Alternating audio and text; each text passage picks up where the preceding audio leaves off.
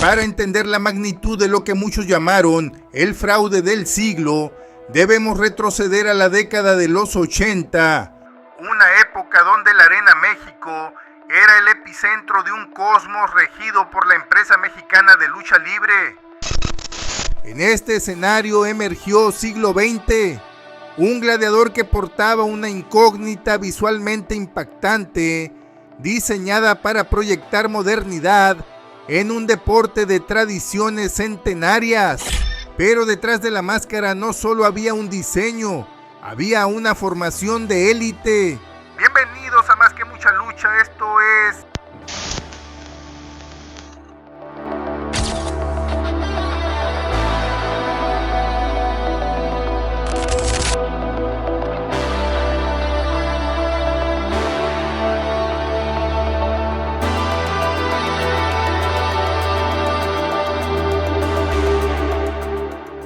Siglo XX era producto de la escuela tapatía, forjado bajo la mirada inquisidora del legendario maestro Cuauhtémoc el Diablo Velasco. En el gimnasio de Guadalajara compartió lona y sudor con figuras que marcarían época, destacando entre ellos su condiscípulo Máscara Año 2000. El destino de Siglo XX parecía estar ligado al éxito por asociación. Al llegar a las filas coliseínas, no lo hizo solo, contaba con el apadrinamiento de una figura de peso completo, Enrique Vera, el León de Occidente. Esta relación no era casualidad y las sospechas sobre un parentesco real, que más tarde se confirmarían, ya flotaban en el ambiente de los vestidores. Originalmente Siglo XX fue integrado a una tercia de corte técnico, compartiendo esquina con el propio Máscara Año 2000 y el hermano de este, 100 Caras. El público veía en ellos el futuro de la empresa, juventud, técnica depurada y el respaldo de grandes nombres. Sin embargo, la armonía en el bando científico es frágil cuando la ambición entra en juego. La ruptura llegó cuando Carmelo Reyes, 100 Caras, decidió dar el paso hacia la rudeza, transformándose en el capo de capos. Esta traición no solo rompió la tercia, sino que hirió el orgullo de Siglo XX.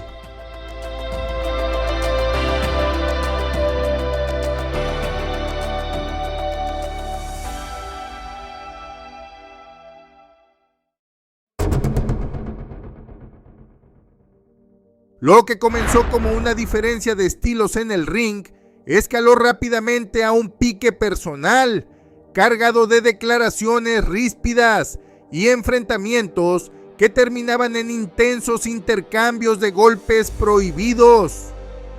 A pesar de llevar 8 años en las carteleras y haber obtenido trofeos modestos en duelos de apuestas, Siglo XX sentía que su carrera estaba estancada. Necesitaba un impulso, una noche que lo definiera ante la afición que aún no terminaba de adoptarlo como un ídolo absoluto. Esa oportunidad llegaría, pero no de la forma que él esperaba.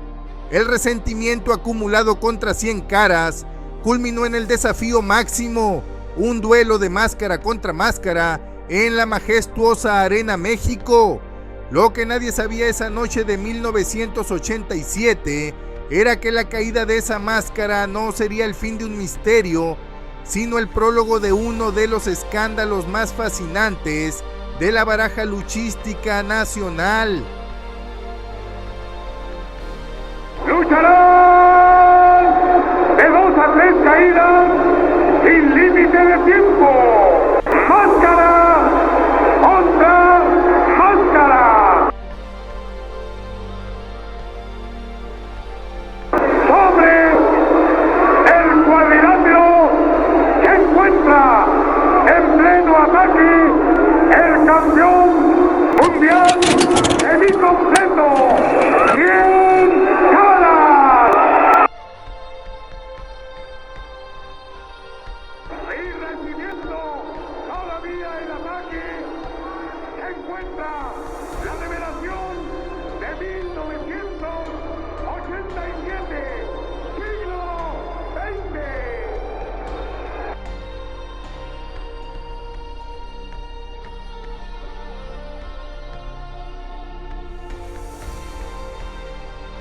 duelo estaba pactado, 100 caras contra siglo XX. En juego, lo más sagrado para un luchador mexicano.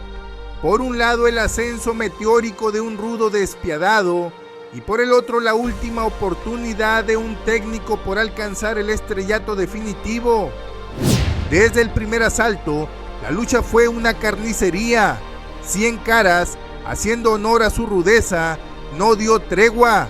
Siglo XX, aunque superado en tonelaje, respondía con la técnica depurada que el Diablo Velasco le había tatuado en el alma. Cuando el referee dio el conteo definitivo a favor de 100 caras, el silencio se apoderó del recinto por un breve segundo, seguido de un rugido de victoria y morbo. El perdedor debía despojarse de la incógnita, pero aquí ocurrió la primera señal de alerta, un detalle que quedó grabado en la memoria de los cronistas. Siglo XX parecía reacio a mostrar su rostro plenamente. Se cubría con las manos, buscaba las sombras de las cuerdas y cuando finalmente reveló su identidad, lo hizo de forma apresurada. Dijo llamarse José Luis Pérez Rodríguez, originario de Guadalajara. La prensa capturó la imagen, un hombre de facciones marcadas, bañado en sangre cuyo parecido físico con su padrino, Enrique Vera, era por decirlo menos inquietante.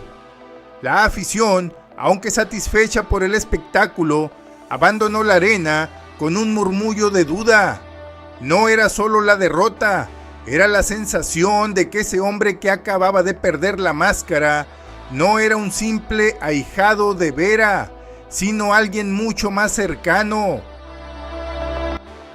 José Luis Pérez Rodríguez es como se llama siglo XX. Ahí está el momento de la camilla, se lo van a tener que llevar las asistencias, pero pues al menos el nombre de él ya lo pudimos conocer.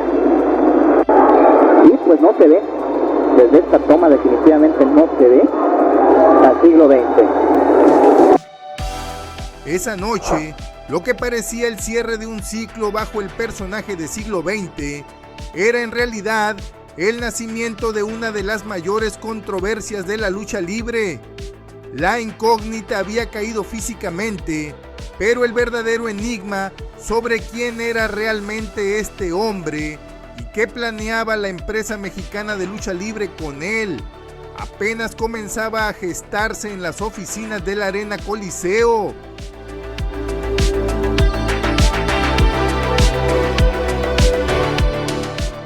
Tras la caída de la máscara de siglo XX, ocurrió algo atípico en el protocolo de la empresa mexicana de lucha libre. Normalmente, un luchador que pierde la incógnita inicia una etapa de rostro descubierto para capitalizar la simpatía del público o reafirmar su odio como rudo. Sin embargo, José Luis Pérez Rodríguez simplemente se esfumó.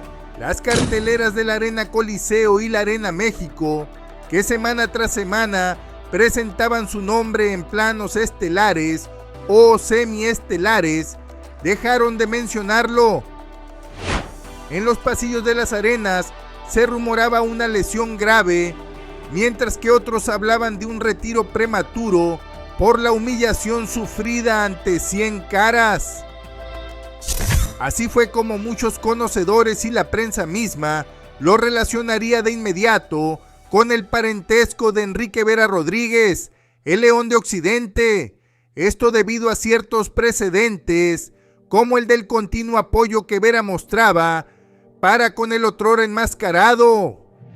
Y es que para José Luis, el siglo XX, las cosas quizás hubieran quedado de ese tamaño si no hubiese despertado la sospecha en la prensa cuando este dejó de estar programado para la siguiente semana.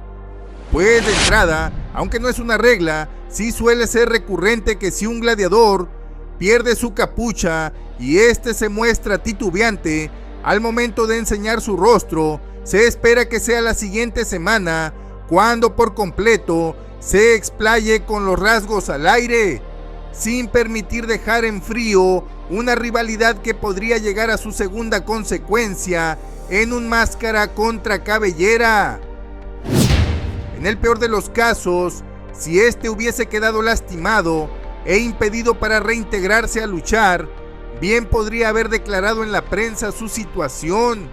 Sin embargo, desapareció por completo y despertó con ello la sospecha y curiosidad de su paradero. Este periodo de enfriamiento fue vital para lo que vendría después. Mientras el público olvidaba el rostro ensangrentado del siglo XX, en las sombras se gestaba una transformación radical. La sospecha no solo recaía en el luchador, sino en la misma empresa, acusada de proteger a ciertos elementos, permitiéndoles reciclarse bajo nuevas identidades antes de lo permitido por la Comisión de Box y Lucha.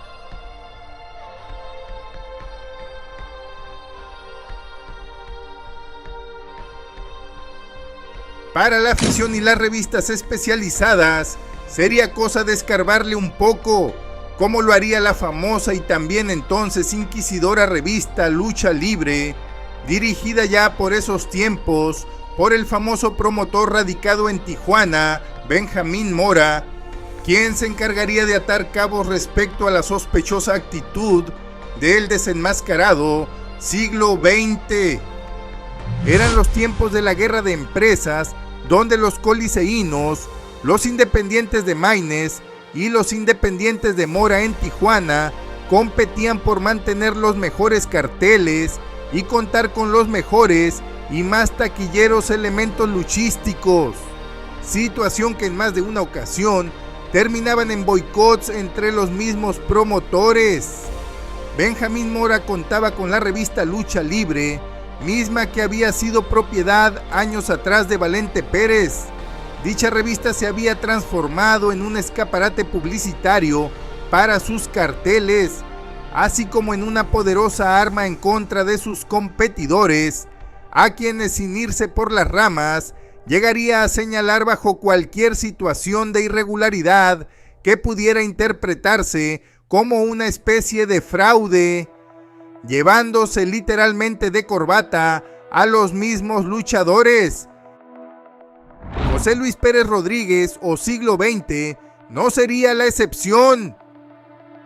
Así que más temprano que tarde, el rostro del también conocido luchísticamente como Luis Vera aparecería publicado en la mencionada revista, donde no solo se le acusaría de no haber permitido enseñar su rostro al momento de perder su máscara, sino el de tener planeado enmascararse nuevamente a escasos días de su derrota.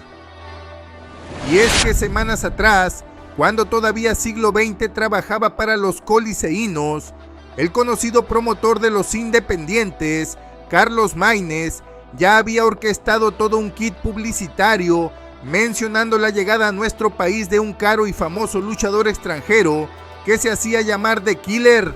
Así que lo más lógico era que por conducto de Enrique Vera, los independientes le darían a Luis la oportunidad de proyectarse a planos estelares y ahora sí, a diferencia de su estancia en los coliseínos, convertiría a este verdaderamente en una estrella de los cuadriláteros.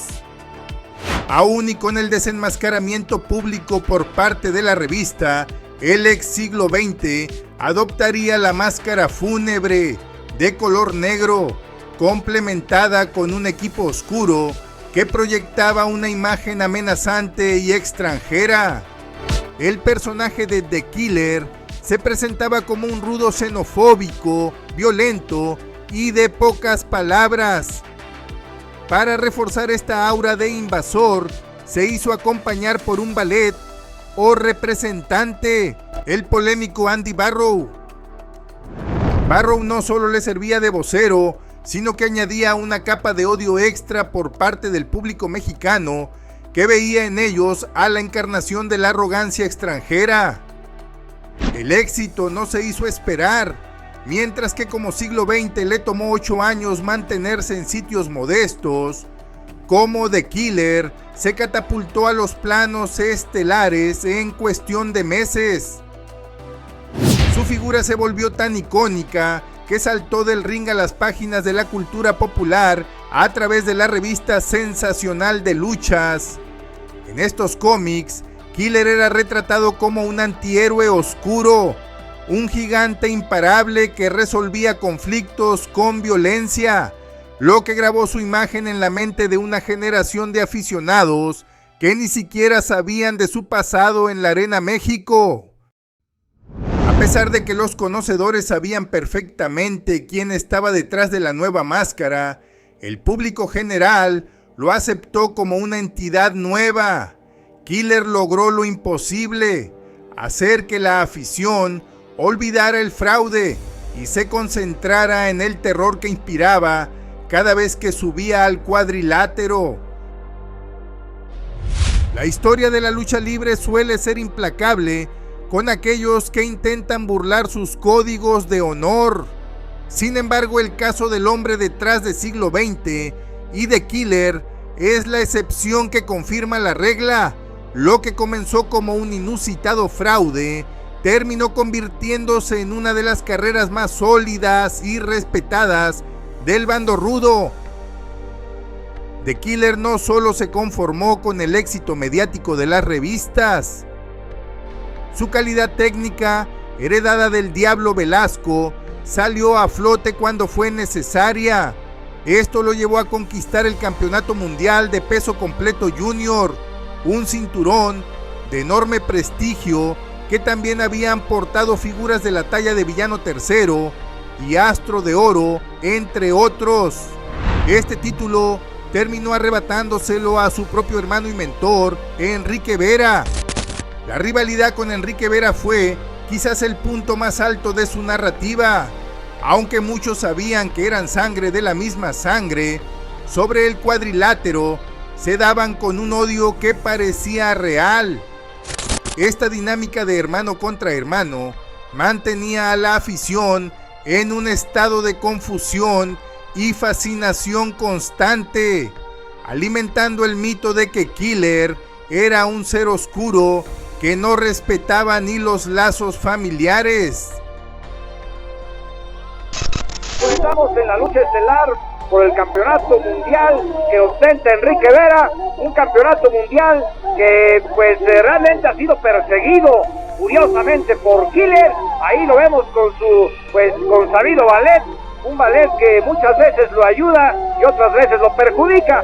Killer ha sido uno de sus enemigos de estas últimas épocas, porque Enrique Vera es de muchos años atrás. En libre hemos visto cómo, ayudado por su ballet, este huracán negro que es el Killer, golpeó en alguna ocasión con una cadena a Enrique Vera. Todo eso le vino a dar un poco de sabor a esta lucha estelar que estamos presenciando el día de hoy. Y ahora, con este tirabuzón, vamos a ver, tremendo boxer, a ver qué pasó, Alfredo. Bueno, pues aquí hay un clásico descontón. Se subió el Andy Barrow, traía ahí un boxer, como tú bien indicas, queda noqueado totalmente Enrique Vera, el referee que se está recuperando, y esto lo aprovecha el de Killer. Pues Killer está logrando a la cuenta de 2, a la cuenta de 3, amigos, y Killer es el nuevo campeón del mundo, pero no en forma justa, porque Andy Barrow se lleva la mitad de ese cinturón. Vean ustedes, amigos, cómo puede perderse un campeonato de manera injusta. A más de 30 años de distancia, la pregunta sobre si fue realmente un fraude persisten. Desde una perspectiva estrictamente reglamentaria, sí lo fue, pero desde la perspectiva del espectáculo, fue una maniobra de supervivencia profesional maestra. El legado de The Killer es el de un rudo que supo navegar la tormenta del escarnio público. Su imagen enigmática, su rechazo a las entrevistas y su aura de antihéroe en el sensacional de luchas lo blindaron contra el pasado. Al final, el público perdonó el engaño porque el luchador entregó a cambio un personaje inolvidable. Siglo XX fue el error que permitió el acierto de The Killer, una mancha en el historial que irónicamente se convirtió en el prólogo de una leyenda que hasta el día de hoy es recordada con una mezcla de morbo, admiración y sobre todo mucho respeto por el arte del engaño sobre el ring.